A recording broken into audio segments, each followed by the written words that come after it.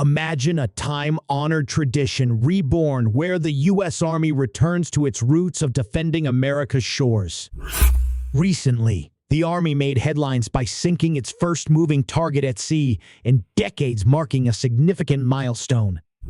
This event took place during the Valiant Shield military exercises, a biennial gathering involving forces from the U.S., Japan, the Philippines, and Australia, spanning the Northern Mariana Islands.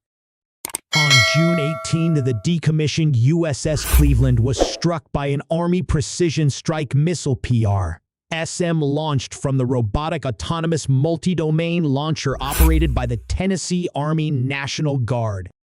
This wasn't just any strike. It was a part of a sinking exercise, SINKEX, where live weapons are tested on decommissioned ships to study their impact and train troops. The PrSM, a modern tactical missile designed to replace the Cold War era ATACMS, showcased its prowess. Capable of hitting targets over 310 miles away, it's built for all-weather operations and precision strikes on time-sensitive, moving, or hardened targets. Fired from the M270 Multiple Launch Rocket System, or the HIMARS, the PrSM doubles the firepower of its predecessor, with 2 missiles per launch vehicle. This demonstration of the Army's renewed anti-ship capabilities is a strategic move in response to rising tensions and Chinese military aggression in the Western Pacific.